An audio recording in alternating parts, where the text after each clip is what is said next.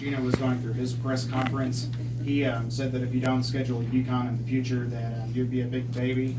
What are your thoughts on this? No, you know what? I've actually been talking. I talked with Neil, which I don't know if he's in here or not, but I know he was. I think he came down, one of their associate ADs. He's who I do the scheduling with. Gino has no idea who they schedule. I've got to call the associate AD because I can't call him. But no, I mean, we are definitely trying to continue to keep this going. The problem that we have is because we're going to 18 league games, I'm not going to play this game in January or February because I only get one bye week. And I even called the ACC office to make sure I was correct on that. And I'm not going to give up the only bye week I get to play a non-conference game. Because now I'm losing a week of being able to, if I've got some nicks and some bruises, to be able to rest some kids. And that's not fair to them. Now, when we have 2 bye weeks like we do now, I've got no problem playing the game in here. So we're trying to work on hopefully continuing the series, possibly move it to a December or November game. But we'll just have to wait and see if we can get that worked out. How key was Dana Evans tonight? What do you think fed into her great performance? You know what? I really thought, and I'm looking forward to watching the game, I thought Dana got the ball out of her hands better than she has all year. I've talked to her, the ball can't stick in your hands, it can't stick, and she gets a little frustrated with me because she comes from from 4 years in high school where Dana was the player. She had to score 30 plus points a night for her high school team to win. Well, now I don't need her to score 30 plus points. I need to be able to get our offense moving, get things going, and then when she gets that ball reversed or she gets a gap to go. And tonight I thought she took some really good shots, and the ball got reversed to her. Her teammates got her open when she was away from the ball, and I'm hoping she might believe me now. But we'll have to wait and see how that goes tomorrow. How much relief did you feel as the clock wound down and you guys held a 9-point lead late? And is this a game that you think you can appreciate now, or is it maybe something that you have to wait until after the season ends? No, you know what? I appreciate every game as we go. I've always said, and everybody, they get tired of hearing the coach speak, but it's one game at a time. And, I mean, it's a huge win for our program. There's no question about it. What an unbelievable turnout we had tonight. The fans were fantastic. And I've always said, I do appreciate the friendship that I have with Gino. And it's kudos to them, too, for being willing to play these games. I mean, they've got, I think, South Carolina on Monday or Tuesday of next week. They played Cincinnati on Saturday. So, he's willing to continue to play him, and I think it's great for our game. Win or lose, we are very fortunate, I say that. We had 10,000 here on Sunday. A game where a Pittsburgh program and Lance is going to do a great job with them, but they're in a rebuilding.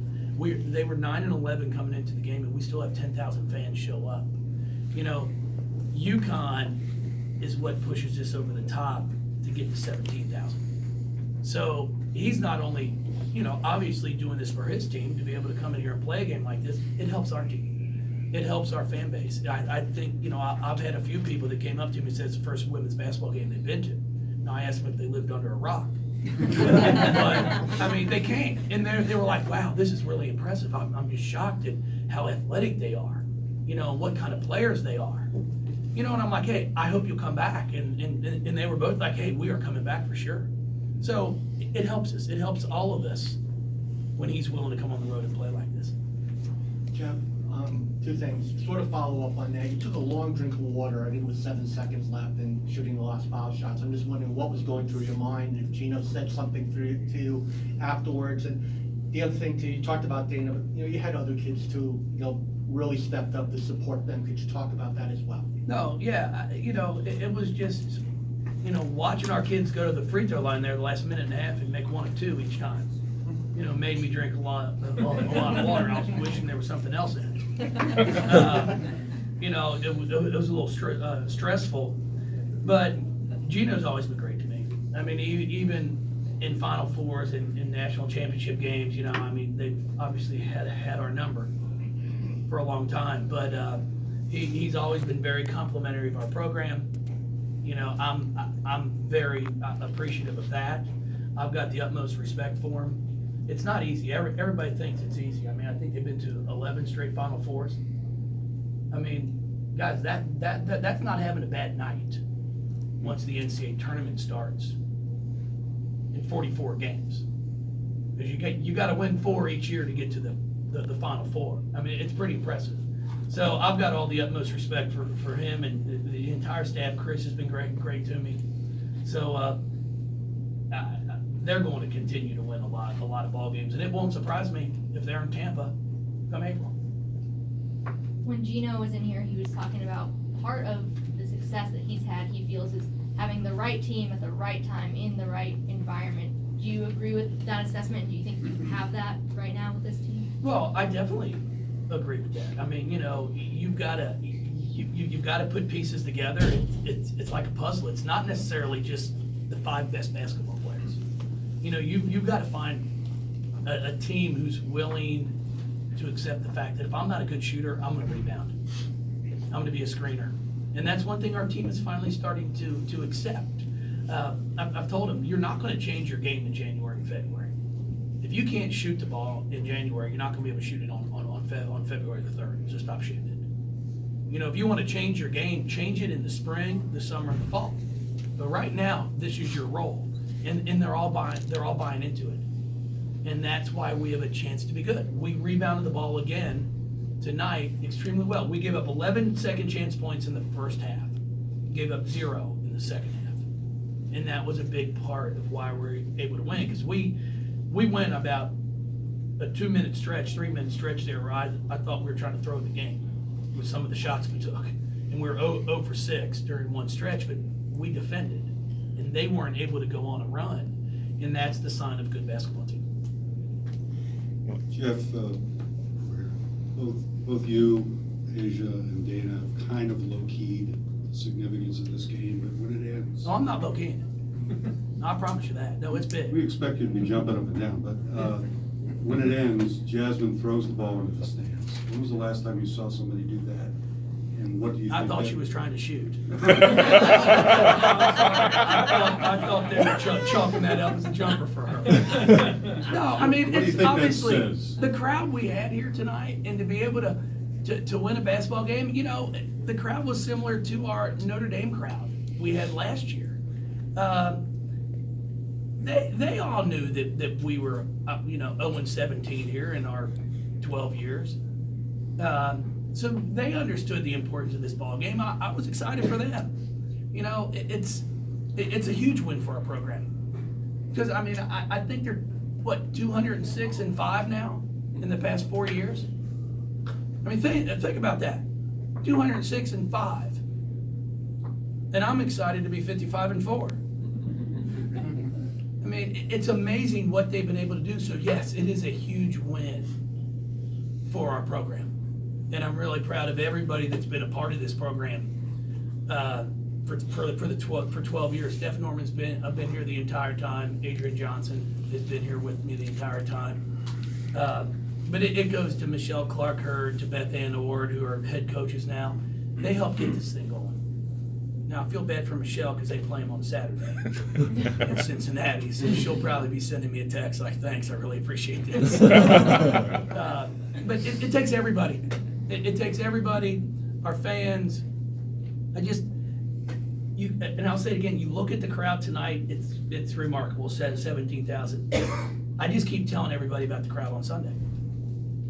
The team that was at 0-7 in the league, and 10,000 come out. Normally, that's when nobody comes. So this was a huge win for us. I've told them you can enjoy it tonight. Then tomorrow, it's a quick turnaround because we fly down to Clemson tomorrow. And they're 5-3 in the league. They're playing the best basketball that they've played in 6 years that we've been in the league. So it's going, we can't go down there and lay an egg. That's what I'm worried about. Erica really didn't fill up the stat sheet today, but it seemed defensively she was key, especially going up against Katie and some of the other taller guards, and really limiting them to not good shots on defense.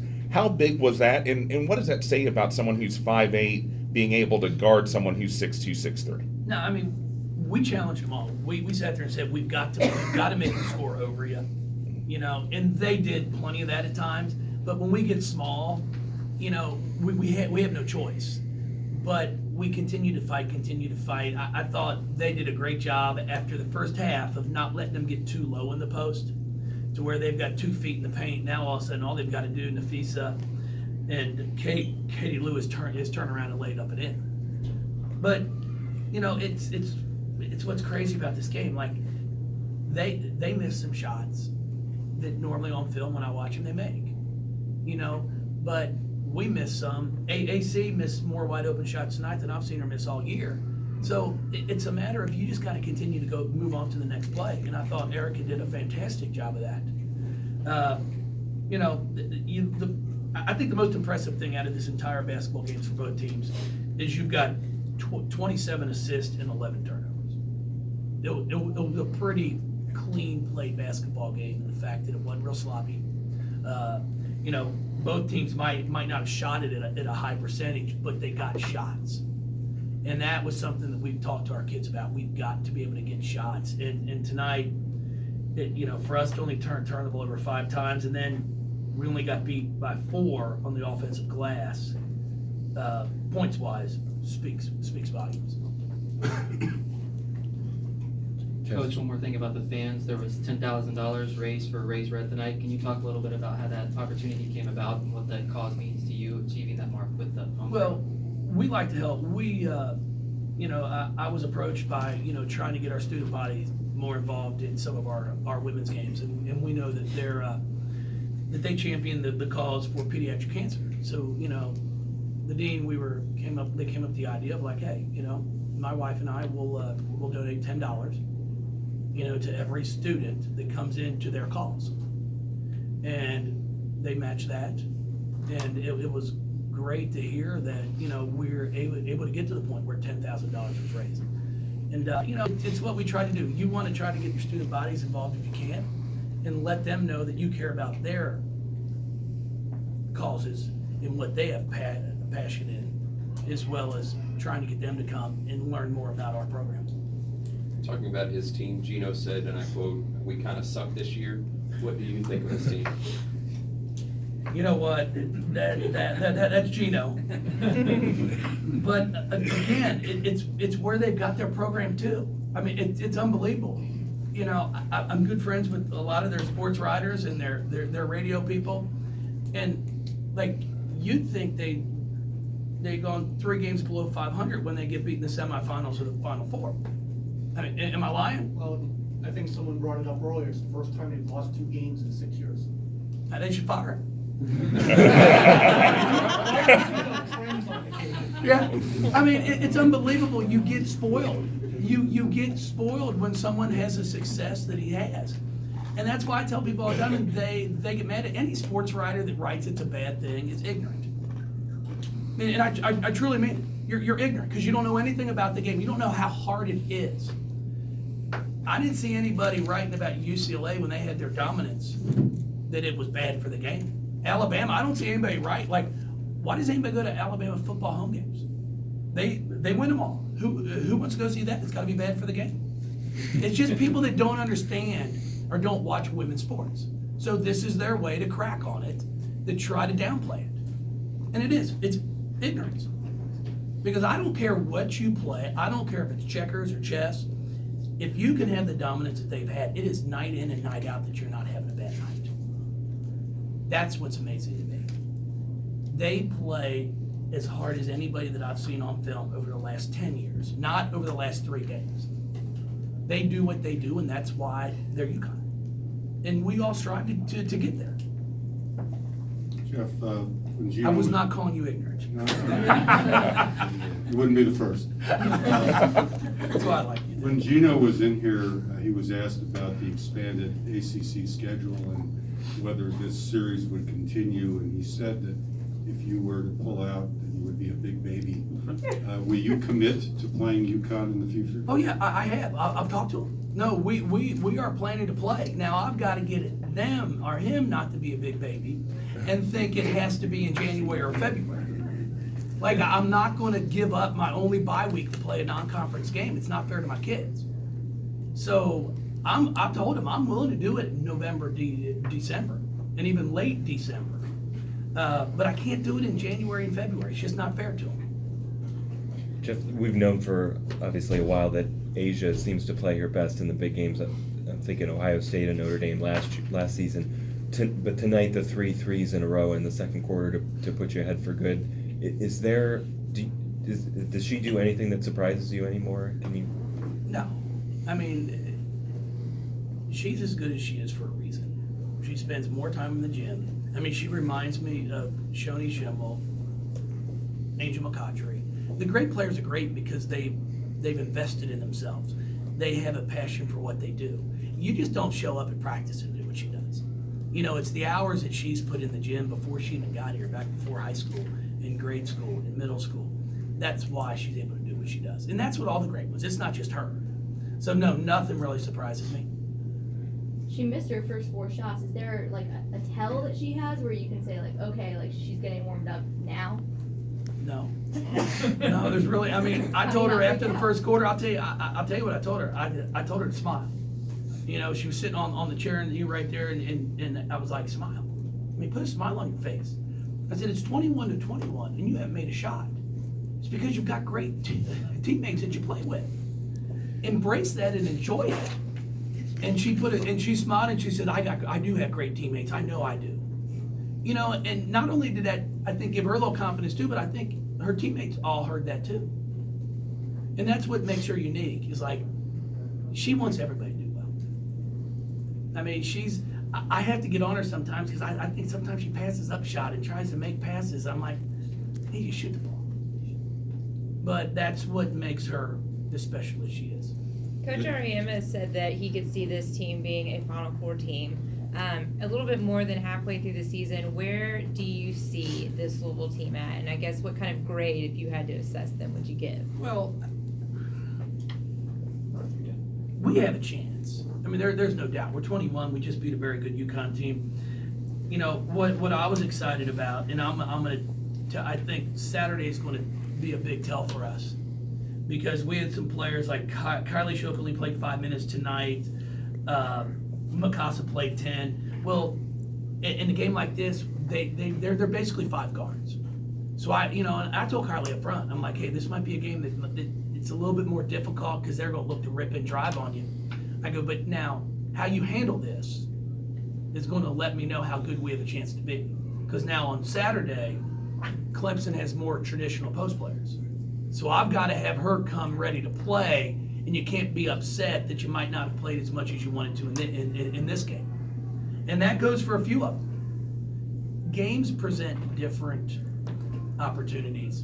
And as a coach, I've got to try to figure out what's the best substitution pattern, who needs to be out there for that game. Jeff, if Jasmine gives you a double-double every night, what does it open up for this team, and what dimension if she can score those mid-range and rebound that way? That's what she has to do. I mean, that's the one thing that I've talked to her about. Her pull-up jump shot is where, that's her go-to. And I challenged her the last 2 days of practice, and she wasn't very happy with me at times. But I told her they aren't going to guard you, and it's not by accident. You haven't proven that you can make that 3, but don't get upset about it. What are you good at? You're really good at a pull-up, so look to take it. And I was really, really happy for her. She had that one on transition. She goes in for a layup. No one picks her up. And then I think 2 or 3 times, the next couple times down the floor, she hit that pull-up jumper from the elbow. And, Coach Purcell's been working on her on staying with her follow-through, and it goes in. And she played that way at Florida State, too. It's the same way she played at Florida State. And that's, if we're going to be a chance to a team that get to a Final Four, that she's got to continue to do that for us. There's no doubt. Where does this rank for you among big wins that you've had in your tenure here? And when you're thinking of which of those games is most important, are you looking at it in a vacuum at just the game itself, or at the overall implications for that season? Well, it's a huge game. I mean, there's no question. I mean, it's nice to not have a 0 on the left side of the column every time you look at UConn's name of our record against them. So it's nice to have a 1. I tell people, I love what I do. But like tonight, if my kids are up when I get home, and they probably won't be, first thing tomorrow morning, we'll be playing junior Monopoly. You know, when I go home, I love being with my family. This is not my life, but I do love it. So I look at this, and it's a huge win. There's no question about it. It's exciting, but I don't rank them. It's not like I go home and move this win up to that win. Because the thing about it is, and I truly mean it, I haven't scored a point in 12 years. These kids, I tell them all the time, the reason I coach the way I do and I challenge them the way I do is I want them to experience a Final Four. Because can you only imagine what it's like as a player to be out there playing in that game? As a coach, sure, it's fun, it's great, but golly, the excitement those kids go through going after warm-ups and warming up and then playing the game, that's what I want them to experience. And we've been fortunate enough here that every player that's stayed 4 years and has had an opportunity to do that. Now, our goal is to win the whole thing, but that's pretty challenging too, but that's definitely our goal. Coach, you let Asia rest Sunday. You think that was helpful to her teammates to play without her coming into this game? Well, yeah, I think it's always, that opportunity for me to sit Asia gave a few of the other ones the opportunity to just do a little bit more and to see that they can. I was really impressed with our first half against Pittsburgh. I mean, it's 41-12, and they make 2 threes in the last two and a half of that second quarter to get to 12. So I thought defensively we were fantastic. We rebounded the ball, and that's good for them because it's good for a few of them to see, hey, this is what we can do. Because tonight was a perfect example. Asia doesn't score in the first quarter, but it's 21-21. Come Monday, there's going to be some voters, some coaches that may put your team at the top of the ballot. If you happen to be number one, is that something that you're going to be proud of? Is that something that you're going to be thinking about? Or is it just, again, focus on the next game? No, I mean, we have to win on Saturday first. Because like I told him at half court, nobody's going to care about Thursday night if you don't go down Saturday and take care of business and come out and compete, because it's not going to be an easy basketball game. But I will tell you that, I don't think I've ever been a part of a program that's been ranked number one during the regular season. I've only been in 06 in Maryland when we won the national championship. That's when I want to be ranked number one. At the end of the year is what we play for. And